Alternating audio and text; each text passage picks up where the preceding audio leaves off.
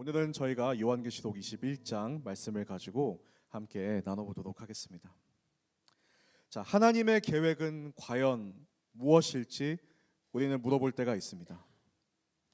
이 세상을 향한 하나님의 계획, 우리나라를 향한 하나님의 계획, 나를 향한 하나님의 계획이 궁금할 때가 있습니다. 하나님은 왜 나를 창조하셨을까? 하나님은 왜 내가 지금 이곳에서 공부하거나 또는 일하게 하셨을까? 지금 시점에서 이 공동체에 소속되게 하시고 또 예배 드리고 봉사하는 이유는 무엇일까? 이렇게 하나님의 계획에 대한 다양한 궁금증이 우리에게 있습니다. 근데 왜 그럴까요? 우리는 왜 하나님의 뜻을 궁금해 할까요? 그 이유는 의외로 간단합니다. 왜냐하면 사람은 누구도 미래를 알 수 없기 때문입니다. 사실 우리는 1분 이후에 일어날 미래도 예측을 할 수가 없는 것이죠. 살다 보면 이런 순간이 올 때가 있습니다. 내가 이렇게 될 줄 알았더라면, 이런 상황이 올 줄 알았더라면 그때 다른 선택을 했을 텐데 라고 하면서 후회하는 순간들이 가끔 찾아올 때가 있습니다. 그래서 그 경험들이 우리가 조금씩 쌓여가면서 우리 특히 그리스도인들은 좀 큰 틀에서 보았을 때 두 가지 진리를 깨닫게 되는 것 같아요. 첫째로는 내 뜻대로 되는 것은 결국 없다는 것입니다. 두 번째로는 그러나 하나님의 뜻은 반드시 이루어진다는 것을 우리는 발견하게 되는 것이죠. 자, 이 말을 들었을 때 동의하는 분도 있고 동의하지 않는 분도 있을 수 있습니다. 그러나 우리가 함께 이것을 경험한 어떤 공동의 경험이 있다면 그것은 아마도 코로나 때일 것입니다.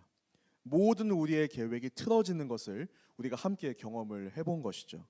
그리고 동시에 계시록의 말씀대로 하나님의 뜻대로 정말 세상의 종말이 점점 다가오고 있구나를 그 어느 때보다 가장 가까이 느꼈던 때도 역시 코로나 때라고 저는 생각이 듭니다. 그래서 우리가 이렇게 함께 우리의 뜻대로 되지 않는 순간들이 있구나, 그리고 하나님의 뜻은 계속해서 이루어져 가고 있구나를 경험했던 그런 시기라고 저는 생각이 됩니다. 그러니까 더더욱 우리는 믿는 사람들로서 하나님의 계획이 궁금할 수밖에 없습니다. 그것이 과연 무엇일까? 나를 향한 하나님의 계획은 과연 어떤 것일까? 우리는 계속 질문하게 되는 것이죠. 그런데 오늘 요한계시록 21장에서 이 세상이 멸망한 후에 하나님의 계획이 나타나는데요. 우리 함께 1절 말씀을 같이 읽어보도록 하겠습니다. 시작. 그리고 나는 새 하늘과 새 땅을 보았습니다. 처음 하늘과 처음 땅이 사라지고 바다도 더 이상 존재하지 않았습니다. 아멘. 자, 새 하늘과 새 땅을 하나님은 계획하고 계십니다. 말씀을 통해 분명히 알 수 있는 것은 지금까지 우리가 알던 것과는 분명히 다른 것, 완전히 새로운 세계를 계획하고 계시다는 것이죠. 우리가 알고 있는 세상은 사라졌다라고까지 1절은 말씀하고 있습니다. 이는 우리를 향한 하나님의 계획이 어쩌면 우리가 생각하는 것과 상상하는 것보다 훨씬 더 뛰어넘는, 우리가 알 수 없는 것임을 보여주는 것이죠. 어쩌면 우리가 소소하게 하나님께 바라고 소원했던 것보다 훨씬 큰 것을 예비하고 계시는 하나님이다라는 것을 오늘 말씀은 우리에게 알려주고 있는 것입니다. 그리고 그 계획이 감사하게도 재앙이 아니라 결국은 선한 것이고 좋은 계획이라는 것, 예비하신 것이 심판이 끝이 아니라 새 하늘과 새 땅이라는 것을 통해서 하나님의 계획은 결국 우리를 향한 하나님의 뜻은 선하다, 아름다운 것이다라는 것을 알 수 있게 됩니다. 당연히 살아가다 보면 많은 어려움을 겪게 됩니다. 내가 예배도 잘 나오고 봉사도 열심히 하는데 왜 나에게 이런 어려움이 찾아올까? 안 믿는 사람, 안 믿는 친구에게도 찾아오지 않는 힘듦이 왜 나한테는 올까라고 우리가 반문할 때가 있습니다. 사실 내가 큰 것을 바라는 것이 아니죠. 대부분 저도 이렇게 대화를 해보면 소박한 소원들이 많이 있습니다. 가족들 건강하게 잘 지내고, 밥 먹을 정도로 돈 벌고, 또 잠자고 지낼 수 있는 집 한 채 마련하는 소원이 그렇게 하나님이 들어주기 어려운 소원일까라고 생각해 볼 때가 있습니다. 그러나 오늘 말씀은 나를 향한 하나님의 계획은 훨씬 크다는 것입니다. 나를 통해서 이루실 일들은 내가 스스로 상상해 보았던 최고의 커리어를 훨씬 뛰어넘는 영향력을 끼치는 삶이 될 수 있다고 성경은 말하고 있는 것이죠. 그러나 우리가 그것을 바라지 않을 수 있습니다. 우리가 그것을 생각해 보지 않을 수 있죠. 왜냐하면 상상할 수 없는 일이기 때문입니다. 그리고 또 하나의 문제가 있죠. 산이 높을수록 어떤 문제가 있죠? 그것을 오르는 데 힘이 듭니다. 그 과정에는 고난이 따르게 되어 있습니다. 순탄치 않죠. 거기다가 하나님 뜻대로 살려고 하면 사단의 공격까지도 있는 것입니다. 그러나 심판이 하나님의 최종적인 계획이 아니었던 것처럼 그 고통이 하나님의 뜻이 아니다. 지금의 힘듦이 하나님의 뜻이 아니라 이 힘듦을 넘었을 때 주시는 그 기쁨이, 그리고 새하늘과 새 땅이 바로 여러분을 향한 하나님의 계획이고 뜻인 것입니다.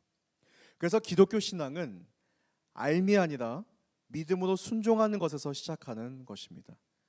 만약에 내가 하나님의 뜻을 완전히 다 이해하고 알아서 이제 정확하게 뭐가 옳지 아니까 그래갖고 말씀을 차근차근히 순종해 나간다면 그거 참 편하고 좋겠지만 그것이 신앙의 길은 아닌 것이죠. 지금은 하나님의 계획이 안개와 같을지라도, 지금은 내 삶이 고단하고 힘들지라도 단 한 걸음 겨우 보여주시는 그 스텝을 믿음으로 밟고 나아갈 때 우리는 상상해보지 못했던 나를 향한 하나님의 놀라운 계획이 성취되는 것을 경험하게 될 것입니다. 우리 이어서 4절 말씀을 함께 보도록 하겠습니다. 시작. 그들의 눈에서 모든 눈물을 닦아주실 것이며 더 이상 죽음이 없고 다시는 슬픔이나 우는 것이나 아픈 것이 없을 것이다. 이는 처음 것들이 지나갔기 때문이다. 아멘. 특히 이 요한계시록 21장 4절 말씀은 이 장례식 때 가장 많이 듣는 구절 중에 하나입니다. 특별히 병중에 소천하신 분의 장례 때 이 말씀을 가족들과 함께 들으면 마음의 깊은 위로가 임하는 것을 경험할 수가 있습니다. 사실 위로라는 말을 들었을 때 여러분 중에는 그게 매일 필요한 것은 아니지 않나 생각하는 분들이 있을 수 있어요. 그러나 생각보다 우리는 매일 위로가 필요합니다. 정말 우리의 삶은 결코 쉽지 않습니다. 우리는 많은 일들을 해야 하고 많은 도전들과 어려움들이 그 과정 가운데 있습니다. 매일 나를 아침에 깨워서 집 밖으로 나가게 하는 것이 결코 쉬운 것도 아니고 당연한 것도 아닙니다. 사실 어떻게 보면 알게 모르게 매일 나는 나 스스로를 격려하고 위로하고 독려하고 있기 때문에 그 매일마다 우리에게 다가오는 챌린지들을 감당하고 있는 것일지도 모릅니다. 그러나 그 자체도 되게 감정적으로 또 체력적으로 에너지가 많이 소모가 됩니다. 그래서 주변에 좋은 친구들이 있거나 또 나를 위로해 줄 수 있는 그런 가족이 있으면 실제 힘이 되는 것도 사실이죠. 또 우리 폴트 공동체 또한 바로 그런 위로의 장소가 될 수 있습니다. 그러나 저는 오늘 이 4절의 말씀을 통해서 하나 분명해지는 것은 그 과정이 아니라 그 일이 완성될 때의 위로가 임한다는 것입니다. 과정 가운데 있는 동료는 뭐 도움은 될 수 있지만 결국 완전한 위로가 될 수는 없는 것이죠. 완성할 때만이, 그것이 끝날 때만이, 그 인내의 시간이 이길 때만이 진정한 위로가 임한다는 것을 오늘 말씀은 보여줍니다. 그리고 또 하나의 깨달음이 있다면 하나님 외에는 완전한 위로를 주실 수 있는 분이 없다라는 것입니다. 왜일까요? 왜냐하면 완성할 수 있는 분도 하나님이시기 때문에, 하나님만이 우리의 인생의 모든 것을 완전하게 하실 수 있기 때문에 역시 완전한 위로 또한 하나님만이 주실 수 있는 것이죠. 제가 예전에 이제 헬스장에 가서 PT를 제 생각을 해보면 그 뭐 10번 벤치 프레스를 한다고 할 때 그 고통의 과정 가운데서 뭐 3번을 하던 5번을 하던 뭐 PT가 우리에게 뭐 더 해보라고 몇 번 남았다고 막 이렇게 뭐 제 PT는 저한테 뭐라고 했냐면 인생은 어차피 고통이다 하면서 막 이야기를 했었는데, 그러면서 막 하지만 절대 위로가 전혀 되지가 않더라고요. 위로가 되기는커녕 이 고통은 사실이잖아요. 이 극심한 괴로움 가운데서 무슨 말을 한들 완전한 위로는 존재하지 않습니다. 당장 아픈데 무슨 위로가 되겠습니까? 그러나 끝까지 인내하고 그 시간이 끝나는 순간 다 이루었다는 기쁨과 성취를 통해서 지금까지 그 과정에 있었던 고통이 완전히 위로받는 것을 경험하게 된다는 것이죠.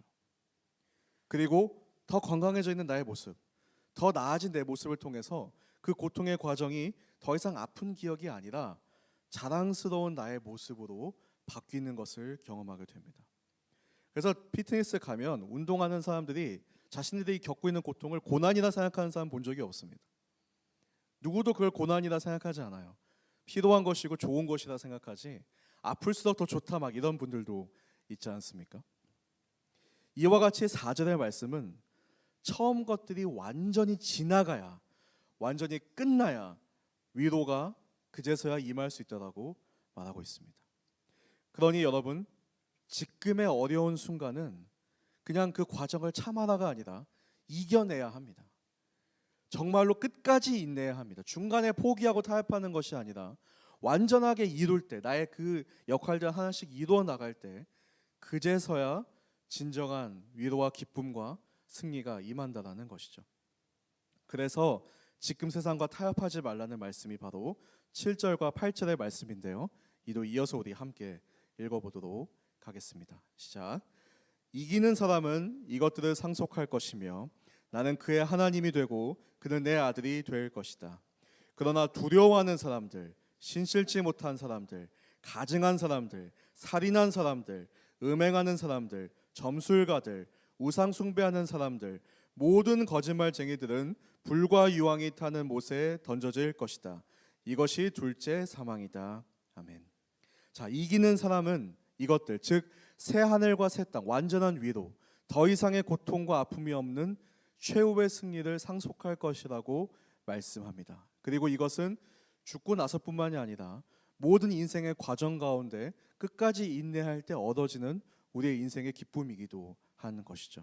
자, 그러나 구체적으로 이기는 삶을 살려면 어떤 행동들을 경계하고 피해야 하는지 이 8절이 설명해 주고 있는 것입니다. 처음에 이 8절 읽었을 때는 나는 여기에 해당되는 게 많지 않은데 라고 생각할 수 있어요. 그러나 깊이 묵상할수록 우리는 여기에 다 크고 작게 우리가 해당될 수 있음을 발견하게 됩니다.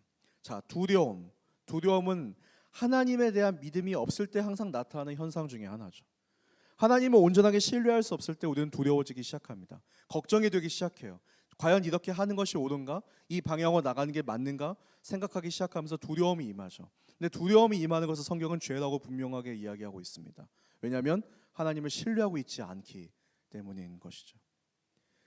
그리고 신실지 못하다는 것은 무엇일까요? 하나님한테 약속한 것들을 다 지키지 않는 것입니다. 중도에 포기하는 것이죠. 오늘도 말씀을 듣고 나서 결단한 것을 내가 끝까지 지키지 아니하고 타협하는 것, 신실치 못한 모습에 대해서도 성경은 이기지 못하는 삶이라고 이야기하고 있는 것입니다. 가증하다는 것, 남에게 자신의 실책을 전가하거나 남을 괴롭히는 사람들, 또 형제를 미워하는 것만으로도 살인이다라는 예수님의 말씀이 있죠. 또는 그냥 상상하는 것만으로도 음행을 품었다라고 하신 말씀을 우리가 그 산상수훈을 통해서 생각해 보면 우리도 언제든지 해당될 수 있다는 것을 보여줍니다. 하나님의 말씀이 아니라 세상의 이치와 세상의 기준으로만 살아가는 것을 성경은 우상숭배라고 이야기하고 있습니다. 그리고 모든 우리가 밝히지 않는 것들, 숨기고 있는 것들, 우리가 인정하지 않는 것들, 우리 안에 있는 모든 거짓들이 바로 다 거짓말쟁이들 또한 이기는 삶을 살지 못하는 모습인 것이죠. 그러니까 우리가 정말 인내하고 이긴다는 것, 끝까지 간다는 것은 바로 이것들을 넘어서는 것, 이렇게 살지 않는 것, 이것에서 중도에서 우리가 이런 유혹들에서 무너지는 것이 아니라 끝까지 승리하며 나아가는 모습이라고 이야기할 수 있습니다. 자, 근데 이런 질문을 좀 해보게 됩니다. 과연 내가 그렇다면 이런 삶을 살 수 있을까? 나는 계속해서 매일마다 내 삶 가운데 타협이 있고 실패가 있는데 그럼 어떻게 해야 되지? 그러면 나는 항상 실패하는 삶을 살고 있을까? 라는 질문을 해볼 수 있는 것이죠. 자, 그것이 중요한데 내 힘으로 할 수 있는 것이 정말 아무것도 없다는 것을 깨달아야 하는 것입니다. 이때 비로소 주님은 어떻게 역사하시는지, 우리의 삶 가운데 예수님의 그 능력이 무엇인지를 비로소 이제서야 발견하게 되는 것이죠. 우리 마지막으로 6절 말씀 함께 읽어보도록 하겠습니다. 시작. 그는 또 내게 말씀하셨습니다. 다 이루었다. 나는 알파요 오메가이며 시작과 끝이다. 내가 목마른 사람에게 생명수 샘물을 값없이 줄 것이다. 다 이루었다. 이 말씀은 요한계시록에 처음 등장하는 말씀이 아닙니다. 십자가 위에서도 예수님께서 하셨던 말씀이죠. 그리고 그 모든 우리의 죄를 대신해서 그 죄값을 치르셨을 때 다 이루었다고 말씀하셨고, 또 이제 오늘 여기서 이 새 하늘과 새 땅에서 다시 한번 다 이루었다라고 말씀하고 계십니다. 그러면서 내가 목마른 사람에게 생명수 샘물을, 중요한 것은 값없이 줄 것이다라고 이야기하죠. 생명을, 미래의 소망을 값없이 줄 거다라고 분명하게 말씀하고 있습니다. 왜일까요? 왜냐하면 주님께서 그 값을 다 치르셨기 때문입니다. 그래서 목마른 자들은, 그 생명을 사모하는 자들은 나에게 나오라. 주께 나오면 바로 그 생명이 임할 것이다라고 말씀하고 계십니다. 저희가 오늘 이단 세미나도 하겠지만 이단들은 요한계시록을 너무 사랑합니다. 근데 이들이 제일 좋아하는 책이 요한계시록인데, 요한계시록에서 이들이 강조하는 것이 있습니다. 뭐냐면 이렇게 살지 않으면 지옥 가라고 하는 것이죠. 이렇게 살지 않으면 너가 실패하게 돼. 그러니까 우리가 가르치는 대로 잘 살면 괜찮을 거야. 그러면 구원받을 거야라고 행위로 계속 구원을 받는다라고 이야기를 하고 있는 것입니다. 제가 예전에 그 차세대에서 목회를 할 때 항상 이런 예시를 든 적이 있습니다. 인생이라는 것은 어떻게 보면 달리기 또는 마라톤 또는 이런 어떤 달리기 경주처럼 우리가 생각해 볼 수 있는데, 두 부류의 사람들이 있다는 것이죠. 하나는 뒤에서 쫓아오고 있는 괴물이 있다라고 상상을 해보는 것입니다. 그러니까 내가 뛰지 않으면 잡혀먹힐 것이다, 내가 뛰지 않으면 실패하고 말 거야라는 두려움 때문에, 뒤에서 쫓아오는 괴물 때문에 뛰어가는 사람들이 있어요.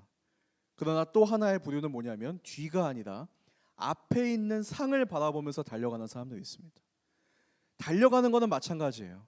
그러나 누구는 두려움 때문에 달려가고 있고, 누구는 그 기쁨을 바라보며 달려가고 있는 것이죠. 우리 그리스도인들은 이미 그 승리를 주를 예수님 안에서 이루었습니다. 그렇기 때문에 감사하기 때문에, 기쁘기 때문에, 그리고 그 삶이 옳다고 믿기 때문에 우리는 그래서 거룩하게 살아가려고 하는 것이지, 거룩하게 살아야 구원받기 때문에 사는 것은 아니라는 거예요. 근데 계속해서 사단은 너가 그렇게 살지 않으면 너는 잡힐 거야, 지옥에 갈 거라고 하면서 계속 우리에게 죄의식을 더 심어주는 것을, 잘못된 죄에 대한 어떻게 보면 감각을, 또 감정을 심는 것을 보게 됩니다. 근데 아까도 말씀에 나오지만 두려움은 분명히 이기는 자의 삶이 아니라고 성경은 이야기하고 있습니다. 하나님 예수님에 대한 구원에 대한 확신은 너무나도 중요하다. 그리고 확신하기 때문에 우리가 오히려 기쁨으로 이 모든 이김의 과정에 참여한다라고 우리는 보아야 하는 것이죠. 그리고 이것은 죽고 나서 경험되어지는 것이 아니라고 분명히 말씀드렸습니다. 지금부터 경험될 수 있는 것입니다. 우리가 믿음의 승리들의 경험이 하나씩 쌓여져 갈 때 우리는 계속해서 믿음으로 살려고 할 것입니다. 하나님께 기도하고 응답받는 것이 경험되어질 때 계속해서 기도하게 되겠죠. 우리가 계속 올바로 살아갈 때, 하나님 주시는 은혜를 경험할 때 우리는 계속 올바로 살려고 할 것입니다. 그러니까 그 경험될 때까지 인내하는 것, 이 처음 스텝이 되게 중요합니다. 처음에 그것을 이루고 나면 그때부터는 다음에는 내가 자발적으로 하게 되겠죠. 그러나 처음이 힘듭니다. 처음에는 미지의 세계 같죠. 하나님 말씀대로 사는 것이 과연 의미가 있을까 생각해 볼 수 있습니다. 그러나 진짜 경험되어지고 나면 그때부터는 자발적으로 그 도전에 여러분들께서 나아갈 것입니다. 그러니 나의 힘으로 되지 않는다는 것을 기억하십시오. 주님을 더 목말라 해야 됩니다. 주님의 은혜를 사모해야 됩니다. 주님의 능력으로 이 모든 것들을 이겨나가야 하는 것입니다. 그래서 저는 여러분들 향한 하나님의 계획을, 우리가 오늘 말씀을 들었습니다. 여러분이 상상하는 것을 훨씬 뛰어넘는다고 말씀했습니다. 지금은 다 알 수 없지만, 이해되지 못하는 부분이 있다 할지라도 그 하나님의 계획은 항상 여러분들이 가장 기대할 수 있고 가장 기뻐할 수 있는 계획이라고 저는 확신 있게 말할 수 있습니다. 그러나 거기로 향하는 과정은 쉽지 않습니다. 마치 이전 것이 완전히 사라져야 되는 것처럼 나의 삶 가운데서 없어져야 되는 잘못된 습관들이 있습니다. 나의 삶 가운데서 내가 끊어내야 되는 잘못된 습관들이 있고 잘못된 행동들이 있는 것이죠. 그 과정은 힘들고 괴롭지만, 그러나 끝까지 인내한다면 타협이 아니라 승리가 진정한 기쁨이고 참된 인생의 위로가 되는 것입니다. 포기가 위로가 아닙니다. 인내하고 승리하는 것이 위로인 것이죠. 그리고 그때 우리는 놀라운 자유가 우리 삶에 경험되어지는 것입니다. 하나님 안에서 지금부터 그 자유는 경험되어질 수 있는 것이죠. 세상에 맞춰 살아가면 세상에 계속 얽매이게 됩니다. 세상의 조건에 계속 우리는 맞춰 살아갈 수밖에 없습니다. 그러나 주 안에서는 완전한 승리 가운데서 우리는 자유하기 때문에 거룩한 것을 선택하고, 자유하기 때문에 우리는 하나님 뜻대로 살려고 하는 소망이 우리 안에 생길 줄을 믿습니다.